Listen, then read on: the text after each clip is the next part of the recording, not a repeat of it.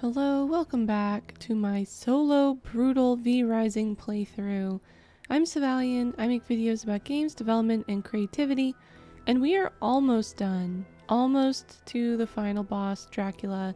There's just a few more bosses in the way that we're gonna get busted out in this video. At the end of the last part, we defeated General Valencia and all the bosses up until that point.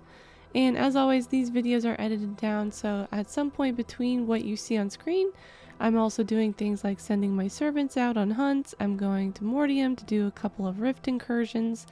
I did not spend that much time doing rifts. I definitely could have prepared myself better for the final fight by farming some more shards, trying to get some different legendaries, but as it is, I did enough to unlock the most useful passives, a few epic weapons, and one legendary weapon, the axe, the Red Twins, I believe it's called.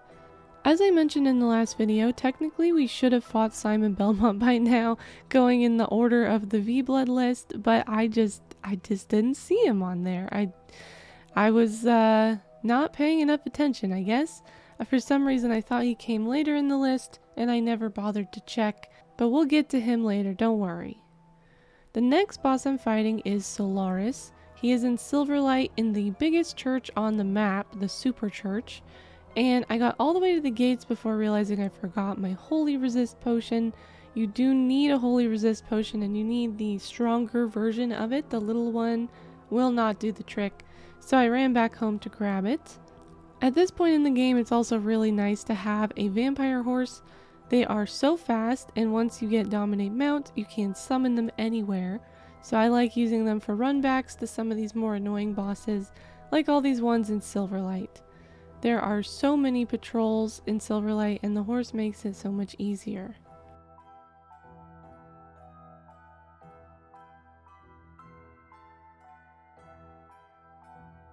Solarus is probably named that because he's built a huge model of the planets and put himself at the center where the sun goes.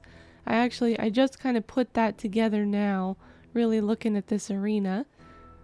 Just like all the Holy Church boys leading up to this point, this guy is very much a bullet hell, so be prepared with at least a shield. That is my recommendation. I started my first attempt actually with double shield strategy. You'll also probably want a bit of range, so you don't have to get in as close, because that's where a lot of these projectiles are going to be coming from. But let's talk about his moves.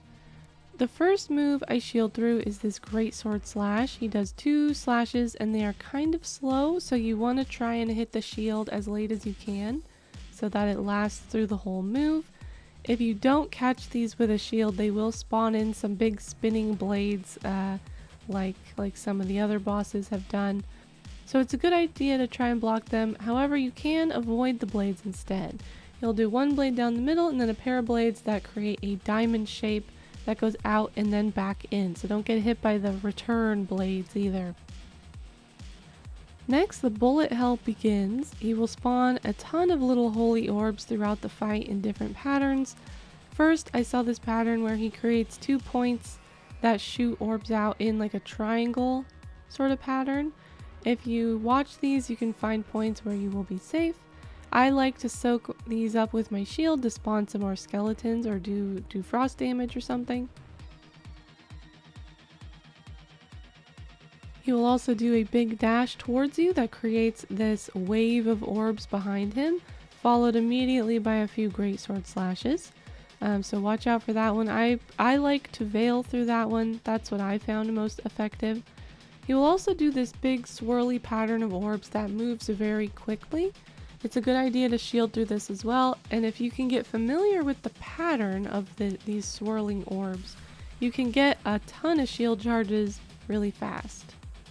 I wasn't really able to understand the best place to stand for these, so I just kind of winged it, as I do most things in this game and in every game. At 50% we enter phase 2, and this is the phase I had the most trouble with. He runs to the center, spawns in a beautiful and deadly angel. This angel will fight you as Solarus continues doing his moves at the same time. And the goal here, I believe, is not to kill the angel yet, but to do bits of damage as you can and get the angel down, but not kill them. And I don't remember exactly what happens if you kill him too early, but you're gonna see we need this angel later in the fight to do something for us. So the angel does a few different moves. He'll shoot holy orbs, he'll do a spear attack, which can be pretty devastating. He can fly and temporarily leave melee range, and either the angel or Solarus will spawn in these clusters of small AoE circles that you will want to dodge. It took me several tries to get to the next part of the fight, and during this time I also remember that I have bat form now, so I can use that to quickly run back as well, as long as it is in daytime, and it's so much faster.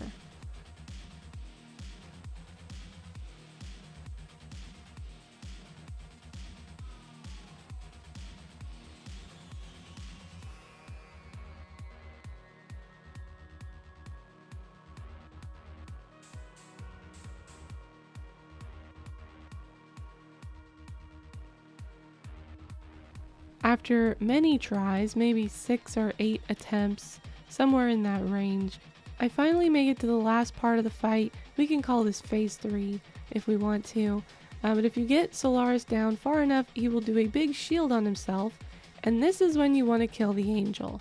The bullet hell gets even more intense at this point, as there will be all these holy lasers coming down and going slowly around the area while the angel's casting moves that Solarus was previously casting, and as Solarus is shielded up, he is going to be healing. So the longer he's in this phase, the more he's going to heal up, so you want to get the angel down as quickly as you can.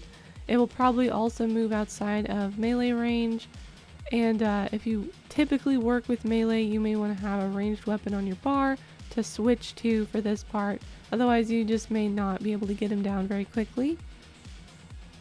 When the angel is dead, it will transform into a fallen angel, join your team, and it will destroy Solarus' shield and knock him out of that phase of the fight. At this point, the angel does fight for you, but I believe you can do damage to it still. It has a health bar that is not like a friendly health bar, so I think that's how it works. So you if you want, you can try to not hit it, but you probably will because he's going to be right in the action there. And at this point, Solarus does all of his previous moves, but he does them bigger and more intense. So the Greatsword Slash will spawn more spinning blades that cover a larger area. The holy lasers continue burning everything in their path. He also has a big leap. I never saw this during earlier phases, so I don't know if it's new for this phase or if you just have to be, doing things a certain way. I regressed a little bit. It took me several more tries to even get to that last phase again, and this is a very hard fight. Don't feel bad if this takes you a lot of tries, because it's a hard fight and it gets more difficult the further in you get. It's not like a linear, it doesn't stay the same difficulty the whole way through. So like once you get to phase 2 or phase 3, then you have to learn those phases, and that's hard as well. There's a lot of stuff coming at you from every direction. It takes a little bit to figure out where the safe areas are. They're very brief, safe areas in some of these patterns. And I will say that if you can get in there and shred him and shield through his first few greatsword hits, you can get a really strong start and nearly get him to phase 2 very quickly in the fight. So if you've been having trouble with phase 1, just try to really get in there at the beginning. Use your shield, and then that should get you through most of phase 1. During my successful attempt, here's what I think helped me the most. Dodging the big dash move is one of the most important things to do to survive the fight. It does a huge amount of damage and it stuns you for a second, and it is telegraphed briefly by a little light on Solarus, so if you're looking at what Solarus is doing, you should have time to get out of the way. And if you can dodge that, that saves you a ton of damage. Getting those good melee hits in during the early fight is also a huge way I got this guy down. And keep hitting him as he gets into position during the angel summoning portion of the fight. Because I don't think he is shielded during that transition, and he will not hit you back until the angel is up. So you have a little window there. During the phases where the angel's also here, I try to kite the angel around so that he's facing the same way as Solarus, and that way I can use my shield for both of them at the same time. This is kind of hard to do on purpose. A lot of this was luck, so I tried to do this, but I'm not sure how successful I actually was. And then during the last phase, again, you want to shield through as many of the spinning blades as you can, because you get those shield charges, and also you stop the blades from spawning if you can shield them early, and it just makes everything a lot more safe for you.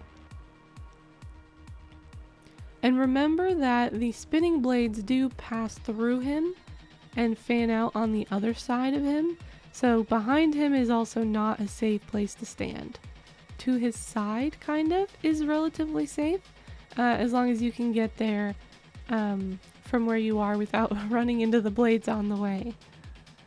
I don't know how many attempts Solarus took, but it amounted to about an hour and a half of playtime, so a lot of attempts, a lot of running back, but eventually we got him.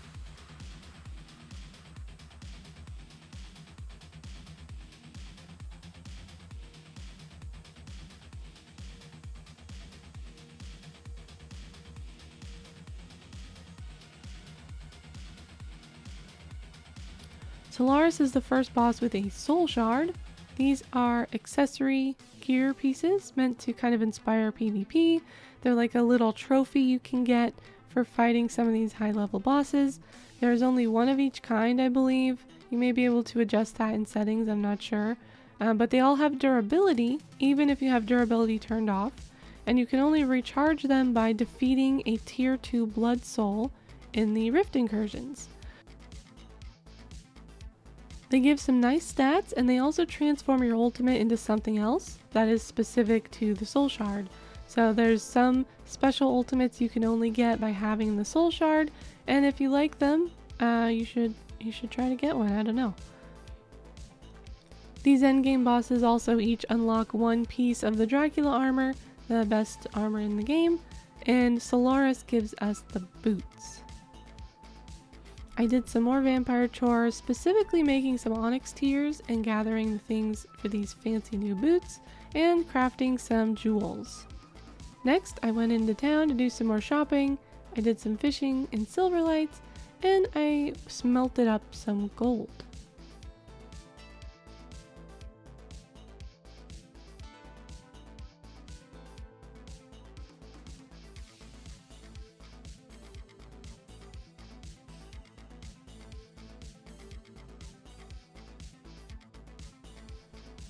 And in parts of this video, and also definitely near the end of the run, my real life work started to get really busy, as I've mentioned. So I had a lot of play sessions where I would just do a couple of vampire chores. I didn't really have time to do more boss attempts. So there's quite a few sort of days passing through some of these little like chore montages. But when I was ready to head out again, it was time to fight a boss that is hiding in plain sight for most of the game. We just couldn't get up to see them. You will need bat form to get up to this boss, which makes sticks necessary for more reasons than one. Talzur the Winged Horror is our next boss, and he's on top of a cliff in Farbane. This is the same like dragon creature that circles above sticks, and he has a very sad backstory. According to the flavor text in the V Blood list, Talzur was like Dracula's pet and went crazy when he was defeated. It's very sad. So one way we can look at this is that we're putting Dracula's best boy out of his misery, because we are going to kill Dracula. We wouldn't want him to have to see that. Talzur is a chaos fire based boss as well as ice, so fire and ice here. And you do need to fight him at night. There's way too much sun up on this mountain during the day, and then of course you can't use bat form to get up there during the day either, because you will burn. I think you could probably just wing this fight, pun intended. The attacks are all telegraphed fairly well. He does a big charge move with little fireballs out to his side. He will shoot out a bunch of little ice bullets, doing a spin. So I saw him do a couple where he would do the front of him and then the back, and then a couple where he would spin sort of all the way around, if I was seeing this correctly. And then after a little bit, he will start to fill the arena with chaos fire. He loves the fire, so you'll need to keep an eye on that and use your mobility skills cautiously, because you may need to get out of the way. He will also breathe little fireballs, and these are really good to scoop up with your shield, because you can just get a lot of shield charges with all these. They move in sort of a chaotic pattern, but if you step backwards enough along with the orbs, you can find your way into a safe spot as you're moving away from them, if that makes sense. It took me a few tries before I could get a feel for the timing on his charge, but once you get a feel for it, you can easily veil through the other side. You could probably get through without veiling, though I didn't really rely on that as a skill. The ice bullets definitely have enough space that you can dodge those by moving between them. And then close to 50%, but a little higher, maybe 60%, he launched into the air and begun another little phase. This one can be really tricky actually. He will start dropping large amounts of chaos fire near where you are standing. I would recommend staying around the outside of the arena so the middle doesn't get covered up with fire. And after this point, I feel like Talzur adopted an entirely new set of moves, and I can't remember which, if any of these, are present in normal mode and which are brutal only.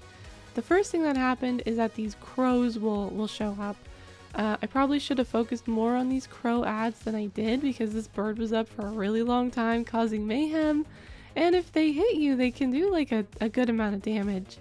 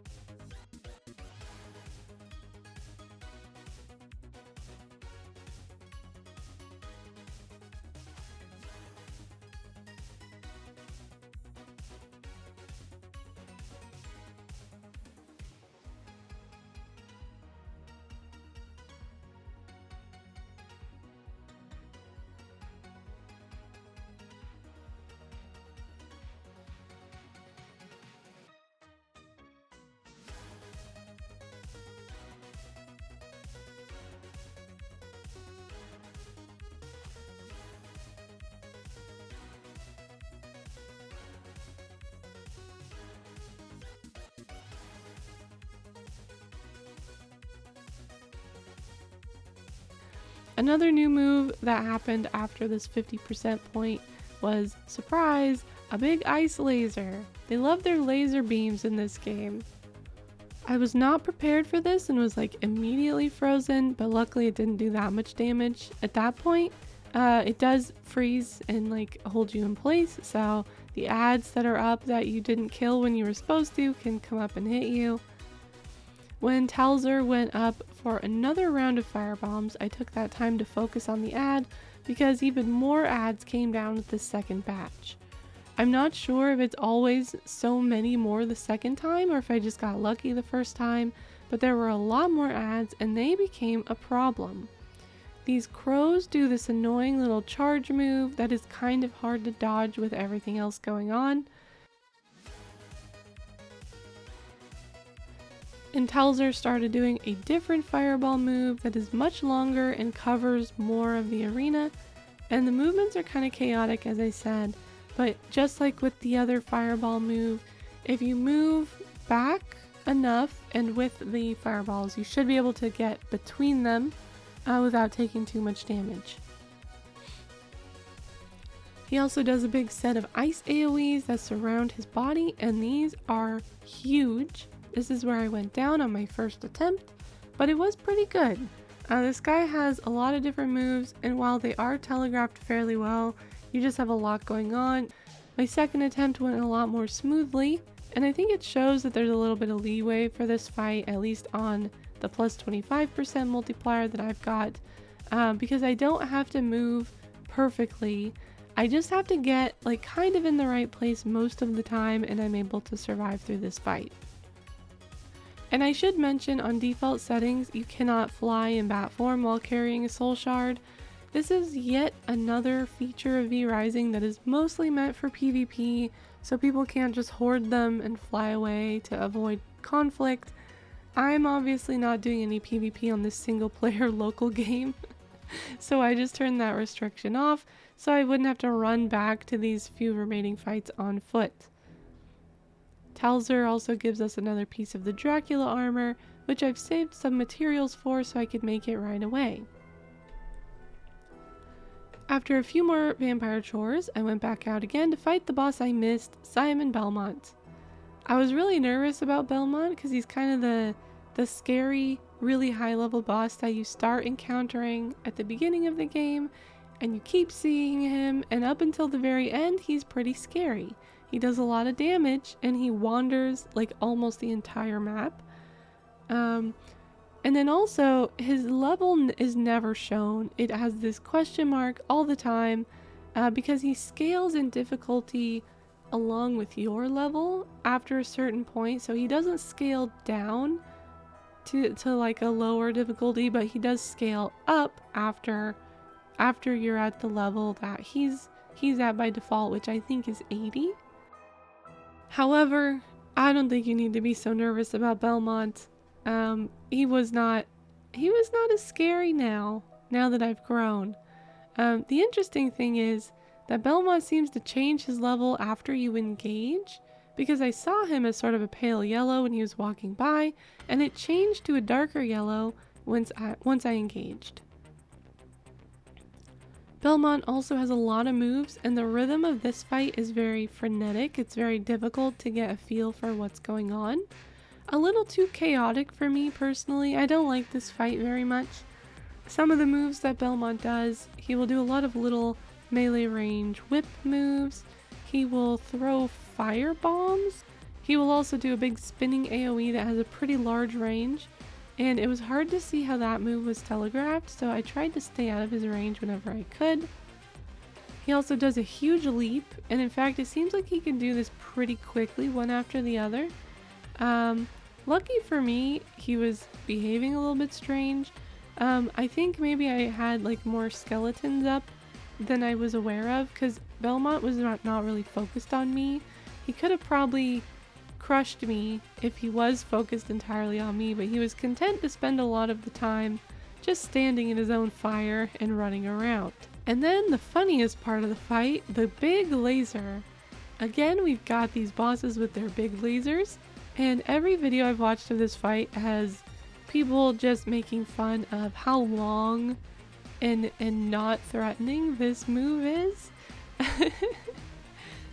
He does this laser, it has a certain amount of range. You can just leave the range and you're totally safe. And it goes for a long time. I've seen people like do a little emote session, summon their horse and ride it around. There's a lot you can do while this quad laser is happening. After another round of his normal moves, dodging and hitting and trying to distract him with skeletons, I got Belmont down. And I have to say, it was a lot easier than I expected. It was really funny to be terrified of this guy for the whole game, and then just one attempt him with no problem at all. The next boss is one of the bosses on normal mode that was really difficult for me, so if he's so tough on normal mode, I'm terrified of what he'll be like on brutal. But before we set out, we do need to use the power cores to make at least one EMP. I'm expecting that I will probably need several because I think this fight will take me several tries, and I'm actually not sure how long it takes for the gate to respawn. I just know that it does.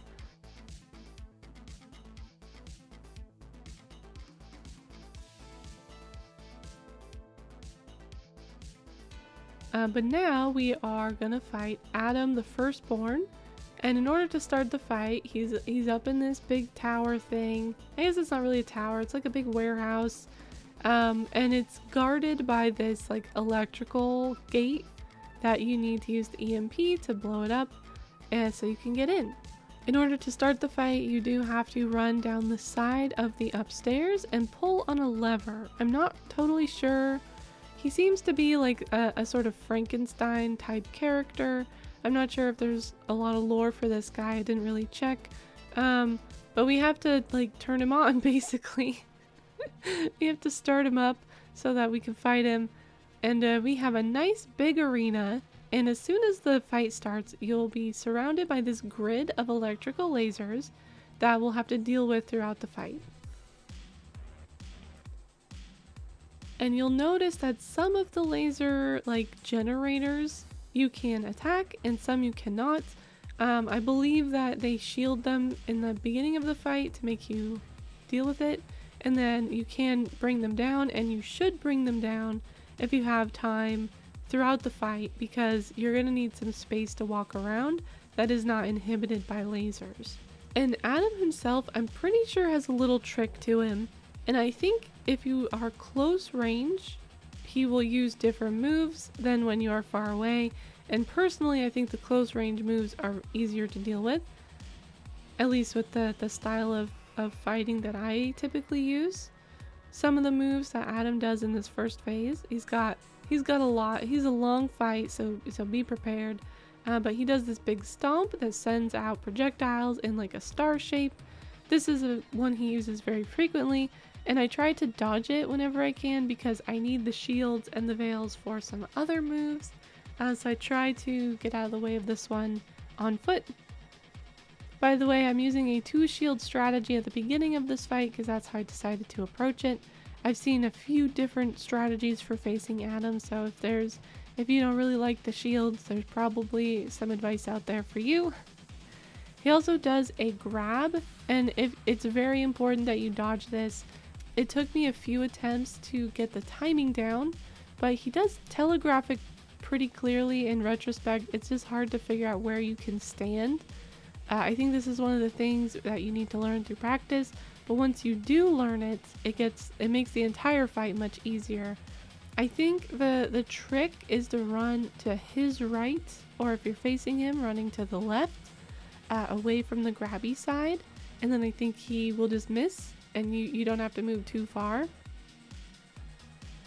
If he does grab you, he will chuck you across the arena. Sometimes you'll land in a laser or other AoE bullshit and you'll take a bunch of damage, so you don't want any of that to happen. Another move that he uses, and this is the main thing that I shield through, is this triple slash attack. It creates some of these little projectiles that are in the ground.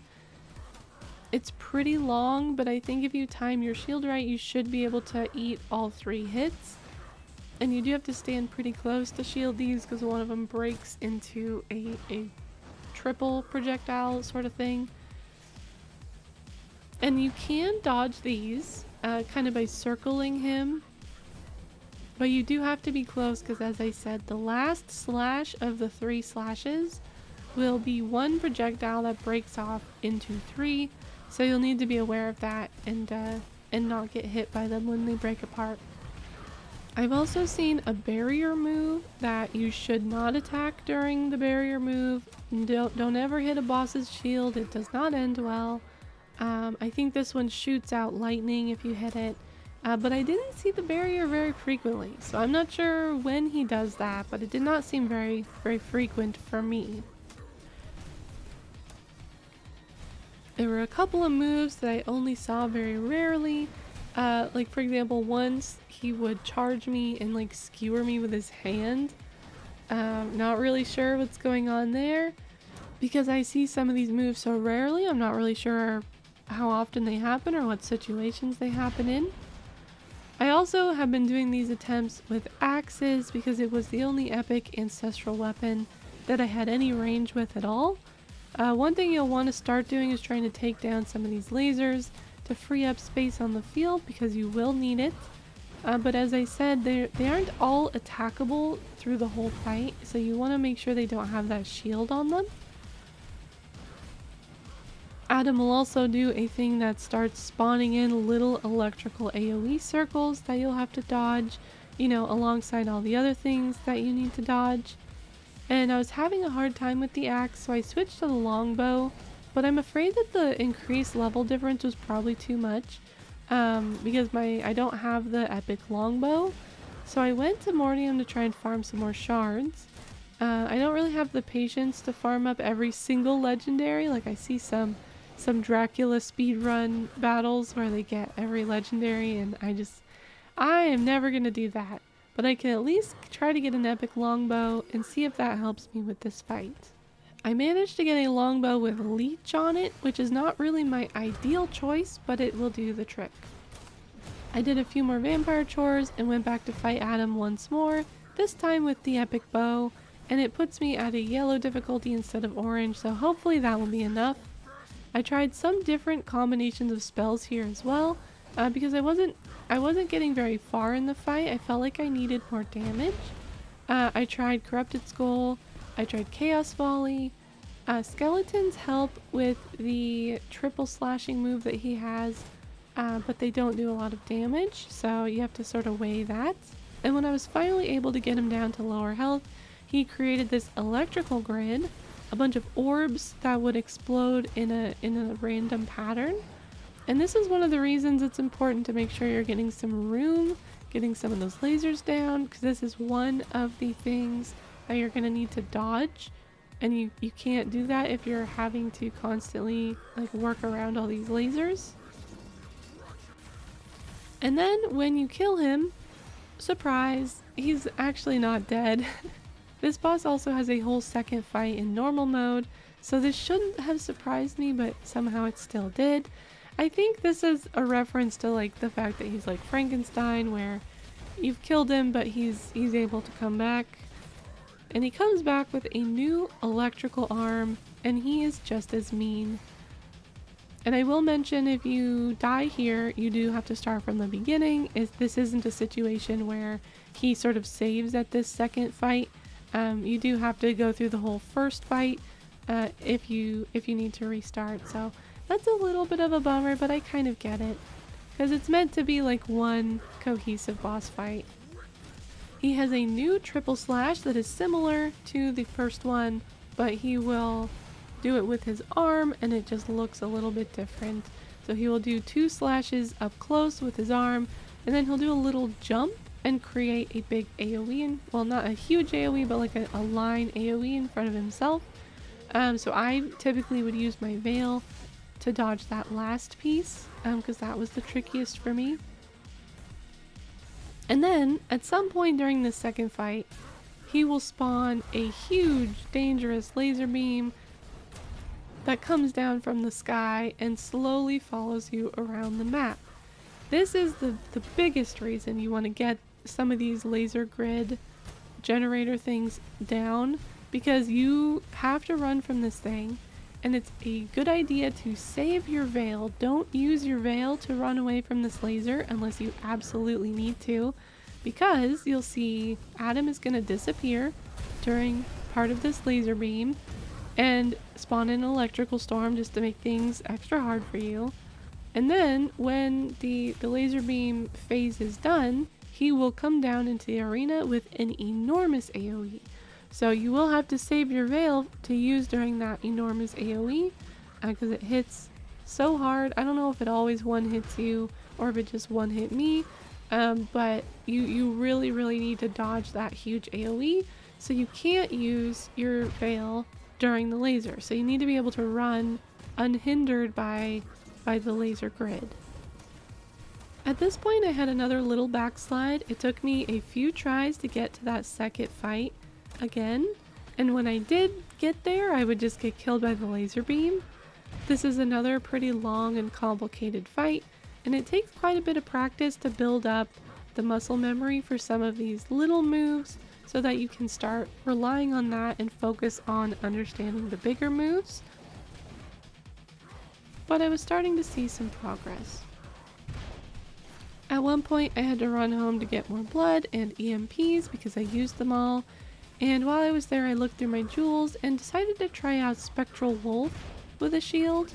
I thought the weaken debuff would help out with him hitting so hard, and it actually did seem to help. I had a really good attempt, but for some reason decided to switch to Chaos Volley next, If I had to guess at what I was thinking at the time, because it has been several weeks since I since I actually did this fight, I think I probably was just more comfortable with Chaos Volley because I've been using that a lot throughout the game, and I think I'm just a bit better at aiming it, because with all of these little skill shots, if you can't hit the enemy with it, it does you no good, and Spectral Wolf has kind of a weird timing on it that is hard to use if you're not familiar with it. Same with Frostbat. I can never hit anything with Frostbat.